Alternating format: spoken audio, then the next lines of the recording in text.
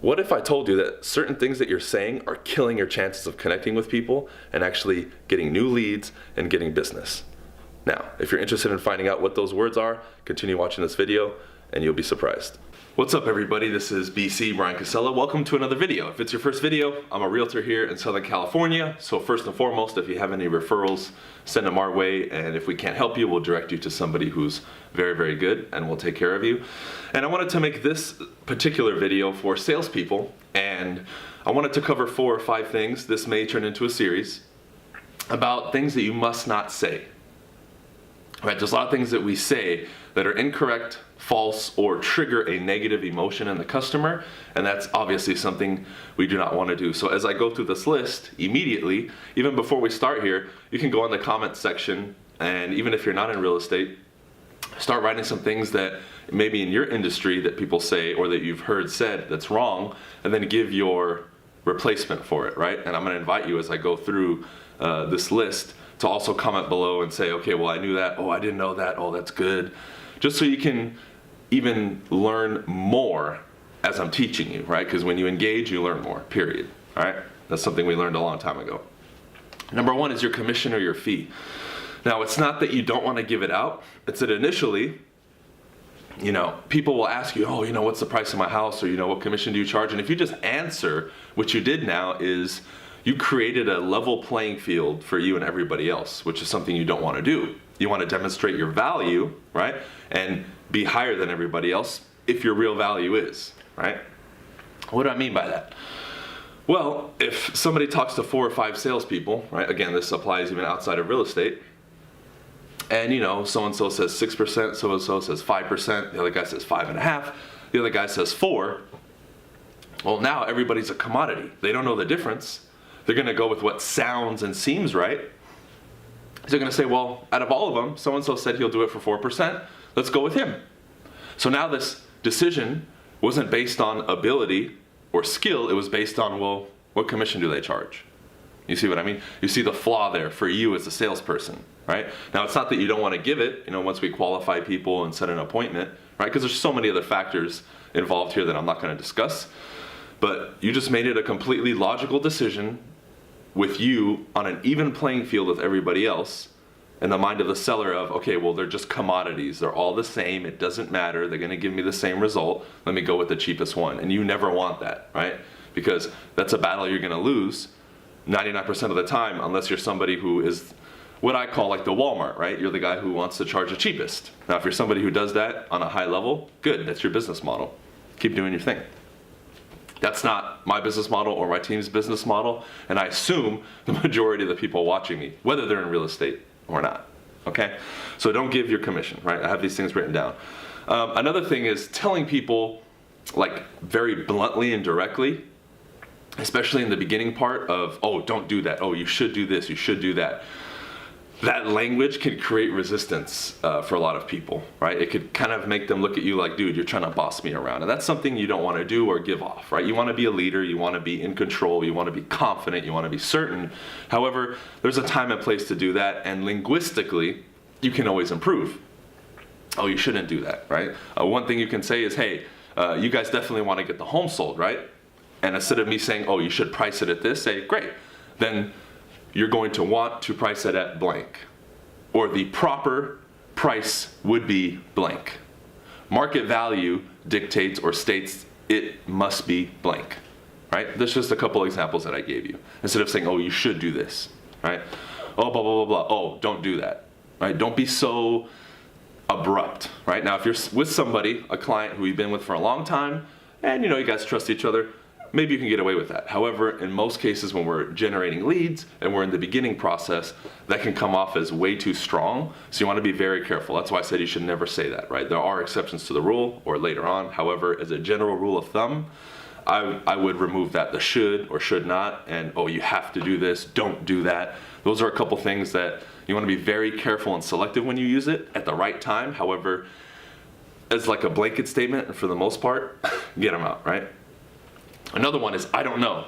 Oh man, I can tell you how many times I've heard somebody say, I don't know. And I sit there like, oh man. When you display lack of confidence or uncertainty to a client, that's like death, right? That's like absolute death. They're going to lose trust in you. They're going to not look at you as an expert and be like, well, why am I working with this person? They don't even know what they're doing. So whenever I hear that, right, I hear a question or something, and maybe I don't know, right? Well, there's so many other ways you can say it. You know what? That's a great question. Let me find out. I indirectly said, I don't know. However, I didn't say I don't know. Saying the words and looking somebody in the face and saying, I don't know, will trigger negative reactions in most people, right?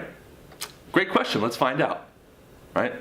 You know what? I believe it's blank. However, let me confirm that. So much better. Those are just two quick responses you can give to replace that, right? I don't know will trigger the wrong things in people. You may not know. However, those responses that I gave you, I'm not lying. I'm just linguistically creating something better that's not going to trigger a negative emotion in somebody. Because remember, when you sell, the people that you sell to, if they're ever in a bad state, right, or you, through your conversations and communication, cause them to be in a bad state, they're not going to make a decision, right? The likelihood of them buying your product or service will begin to go way down. If they're in a good state, they'll actually make a decision, or they'll be a lot more likely to, right? Okay, 2 more is saying, I'm new, right? Or I'm brand new in the business. Now, I'm not saying lie. I'm saying if they ask, you tell them. However, don't just go around blabbing that you're new unless it's maybe to your personal group or circle, your sphere of influence, whatever you want to call it. That's not something that I would recommend you do, especially in real estate, because it's perceived by the public that if you're new, you have no idea what you're doing, right? Because in the public's mind in real estate, they think time in the business equals expertise, which is completely false, because we have some people in the business 20 years who sell 2 houses a year. Then you have some people who are in the business 4 years and they sell 20, 30, 40 houses a year. So by virtue of that, the guy who's been in the business 4 years has way more experience than the guy who's been in it 20. However, to the public, they have so many false beliefs and misconceptions, they will automatically think with that pattern. So you never want to feed into that pattern, right? So saying that you're new up front will cause that, right? And some people will immediately judge you by that. And some people at that point will block you off and you won't have any chance. Even if you bring a pro with you, a mentor, they've already said, no, I don't want to work with you. So instead, you use what you can use. If you have 100%, again, I'm giving the example of real estate because I'm in real estate. If you've taken 3 listings and you've sold them all, you say, I've sold 100% of the homes, 100% of the homes that I've listed. Is that somebody you're looking to work with? Right? Now, once I say that, it's true, I haven't lied, but they're going to be less likely to throw a question like that, right? Or I use my company. Hey, my company is, selling 40, 50 houses a year, whatever it is, right? You use the right information, of course, without being dishonest. You're being honest in a way that communicates that not necessarily that you're not new, but that you know what you're doing, right? Because if you're somebody who's new who follows me, you're studying the process, you're studying the contracts, you're shadowing other agents in real estate, you know what you're doing.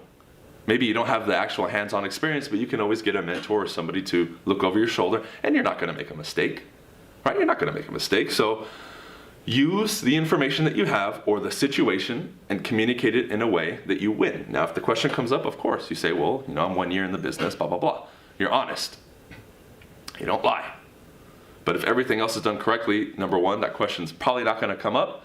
And number 2, even if it does come up, you've already built enough credibility at that point that it's not going to kill your chances of possibly getting a client, if that makes sense. All right. Now let's look at the last one. Now the last one is very important, and I still see this in every industry, and it's saying, I think. Oh man, I want to shoot myself when I hear that. When you hear when you say I think, you're saying this is my opinion to a client. I never want to give my opinion unless they specifically ask for it. I'm giving facts. What's the price of the home? You don't say, I think it's 500. You say, based on what the market's saying, or market value states that it's boom. Studying the market indicates it's boom, right? Facts. You want to base everything you say on facts, not I think. Now, if they say, well, I really want to know your opinion, Brian. Okay, cool. Then at that point, it's now okay for me to give the opinion. However, as you're communicating with clients, 100% confidence and certainty, it is boom. It is this, it is that. Or you base it on something like the market, right? Because that puts the burden of proof on the market. And if we study the market is the facts, All right, so eliminate I think, and as you apply all these things, you're going to notice a big shift. Right? You're not going to trigger any negative emotions, and you'll inspire more confidence in your clients. Okay, so that's it for this one, ladies and gentlemen. Make sure that you like the video, subscribe. Again, put in the comment section below maybe what industry you're in if you're not in real estate, and if there's a couple of these things that maybe you were saying that now you're going to remove.